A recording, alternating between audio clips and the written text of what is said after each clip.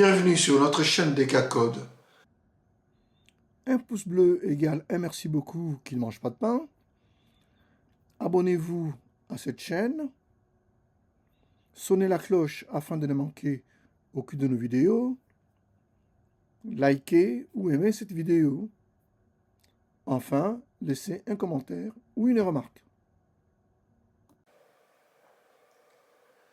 Installez-vous confortablement et profitez du spectacle. Et on se retrouve tout de suite après. Dans le cours précédent, sur le tableau à une dimension, nous avons vu les propriétés d'un tableau en langage C. Dans le cours d'aujourd'hui, nous allons apprendre à déclarer, initialiser et manipuler les tableaux à deux dimensions. Comme d'habitude, nous allons apprendre tout cela à travers quelques exemples. Donc, pour un tableau à deux dimensions, donc vous avez toujours le type qui est là, le nom du tableau, tabstring, le nombre d'éléments, cette fois-ci, donc le nombre de tableaux plutôt, excusez-moi, qui suit juste derrière entre crochets. Donc on aura 12 tableaux de longueur 10. Vous voyez? Donc on aura un tableau de 12 tableaux de 10 caractères. En fait, c'est ce que ça veut dire. Et pour les integers, là on va avoir un tableau de 2 tableaux de 20 integers. Je me suis trompé, c'est pas 30, c'est 20.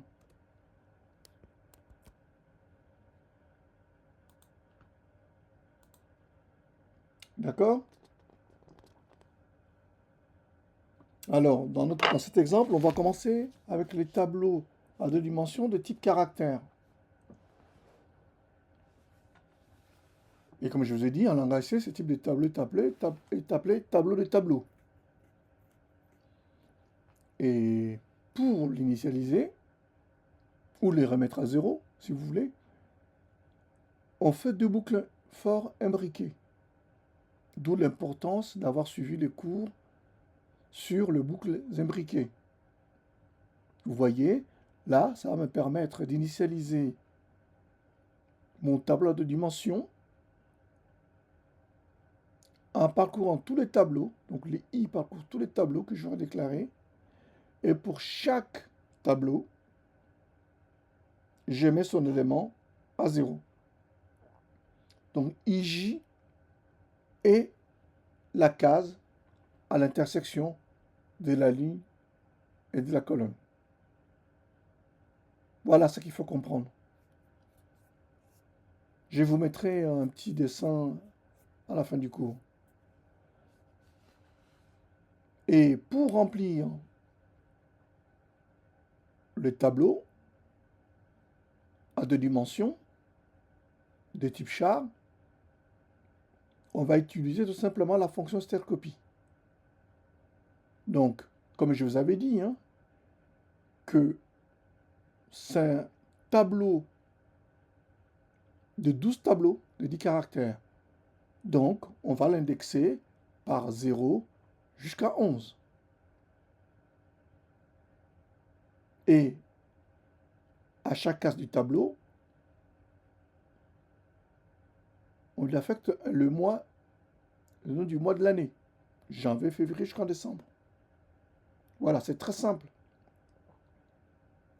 Donc, JANVIER va remplir ces cases-là. Ok? C'est très simple, il faut juste le comprendre comme ça. Et pour afficher les tableaux, comme vous pouvez voir, j'utilise juste une boucle for. Je n'ai plus besoin de faire une boucle imbriquée. Mais je peux très bien faire une boucle imbriquée, ça vous voyez plus loin. Mais pour juste afficher les contenus du tableau, je fais une boucle for sur les 12 éléments du tableau et je l'affiche avec la simple commande printf, mais en l'indexant par i qui va de 0 jusqu'à 11. Voilà, c'est vraiment très très simple. Et comme vous pouvez voir ici, je peux aussi afficher ce tableau à 2 dimensions, caractère par caractère. Ça marche aussi.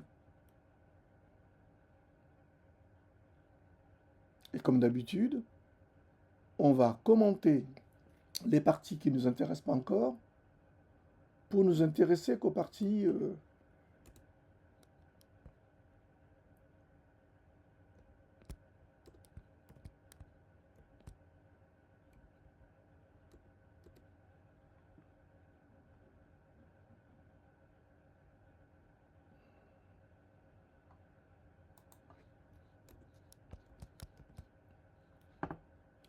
voilà. Donc,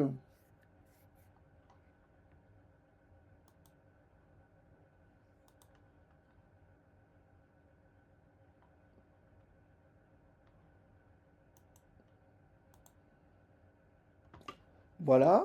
Donc, nous avons notre tableau de dimensions qui est là, que vous voyez, qu'on vient de remplir ici, et il nous l'affiche bien, puisqu'on lui a demandé ici de nous afficher l'index et la valeur.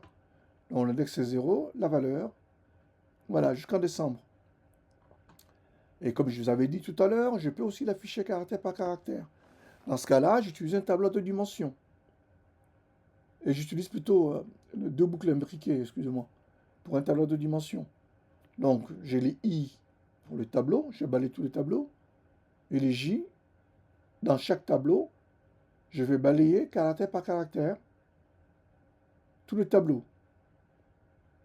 Et je m'arrête sur la longueur de chaque chaîne, puisque comme vous pouvez voir, dans chaque tableau, les longueurs sont inégales. Janvier qui a une certaine longueur, mars qui a 4 caractères, mai qui en a 3, etc., etc.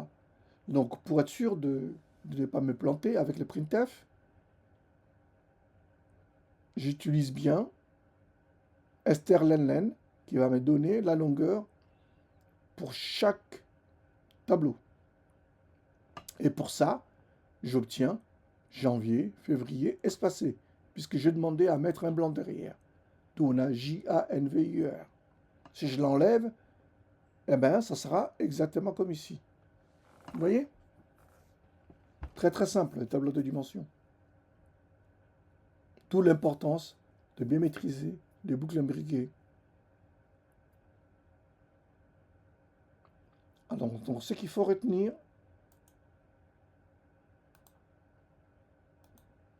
c'est vraiment comprendre cette notion-là. C'est un tableau qui contient d'autres tableaux. Voilà. C'est un tableau de tableaux. Voilà.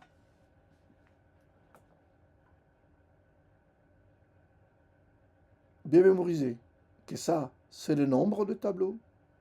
Et ça, c'est la taille pour chaque élément du tableau. Ok? Bien. Maintenant que nous avons vu ça, pour le champ des caractères, nous allons nous occuper de la partie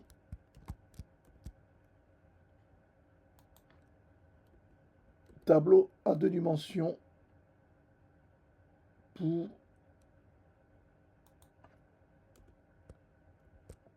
de type int.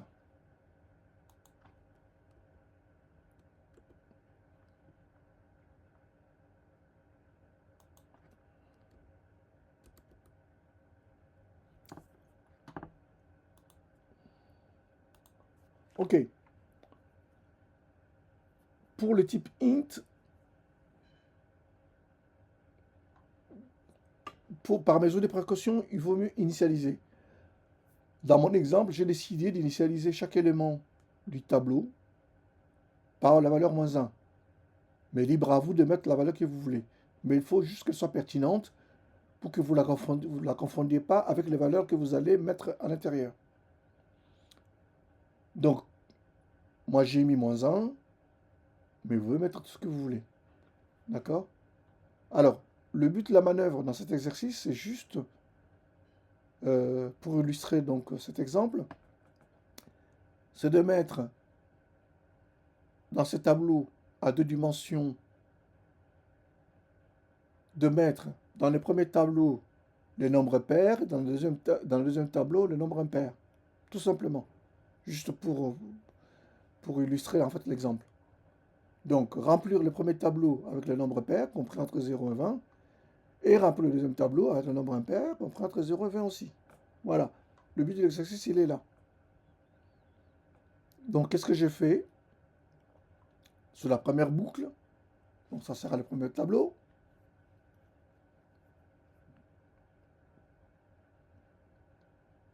j'initialise les pairs et les impairs à 0.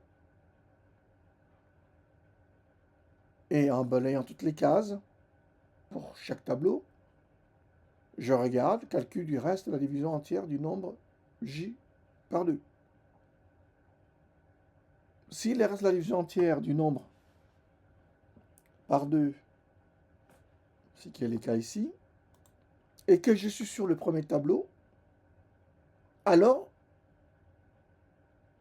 je prends ce nombre-là et je le mets dans mon tableau.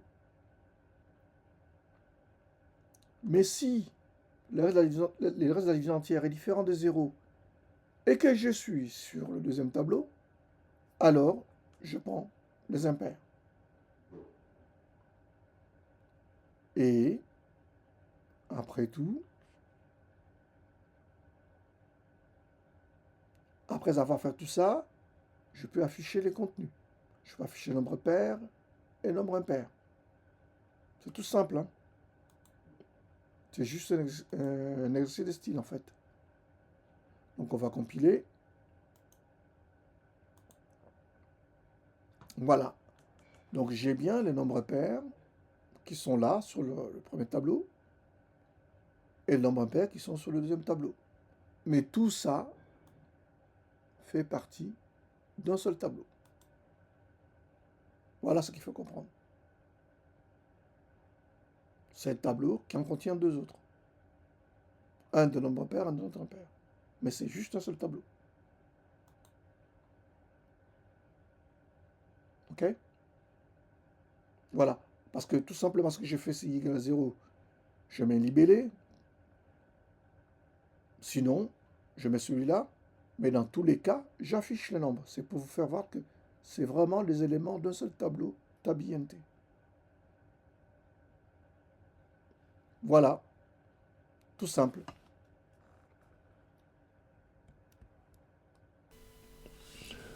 Voici une représentation d'un tableau à 2 dimensions ou un tableau de tableaux. Comme nous l'avons dit pendant le cours, nous déclarons bien le tableau à 2 dimensions comme suit: son type, le nom du tableau, le nombre de tableaux, puisque c'est un tableau à 2 dimensions. Donc, la première information, celle-ci, c'est le nombre de tableaux. Et les 10 représentent la longueur de chacun des tableaux. Donc on a bien 4 tableaux de longueur 10. Et comme je vous l'avais dit aussi pendant le cours, en langage C, pour ne pas avoir de surprises désagréables, en ce qui concerne le champ des caractères, ayez l'habitude de réinitialiser le tableau avant de l'utiliser. Dans les cas qui nous concernent, on va remplir ces tableaux par des backslash 0. Et pour remplir ces tableaux avec des valeurs, donc nous avons choisi dans l'exemple pendant le cours d'utiliser le mois de l'année. Donc, puisqu'on n'a que 4 tableaux de longueur 10, donc on va utiliser janvier, février, mars jusqu'en avril. Et résultat, donc en mémoire, voilà ce que ça représente. Donc on a bien, comme je l'avais dit pendant les cours, les J représentent bien des colonnes qui vont des 0 jusqu'à 9. Vous voyez bien les colonnes. Ça, ce sont des colonnes. voilà, qui vont jusqu'à 9. Et les i représentent les lignes, qui sont là, qui vont jusqu'à 3. Voilà la première ligne, la deuxième ligne et la quatrième ligne. Donc les lignes qui sont bien les tableaux. Et chaque tableau ayant sa longueur de 10 caractères. Et qu'est-ce que vous aurez en mémoire? Vous aurez exactement ce que je vous avais dit pendant les cours. Donc janvier est bien rempli sur 7 caractères et les 3 autres caractères restent à backslash 0 puisque nous avons rempli que les 7 premiers caractères. Il en est de même pour février et pour mars, nous n'avons rempli que les 4 premiers caractères. Donc les 6 derniers caractères restent à backslash 0. Et pour avril, ça sera 5 caractères à backslash 0. Voilà, donc à chaque fois que vous utilisez un tableau à 2 dimensions, représentez-vous toujours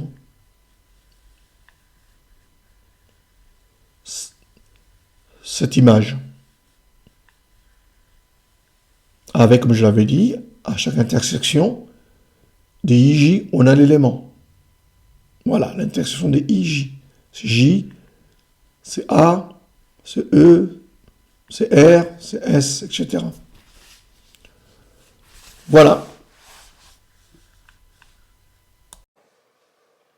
Voilà, c'est fini pour aujourd'hui. J'espère que cette vidéo vous a plu et je vous donne rendez-vous pour la prochaine leçon. Au revoir et à bientôt.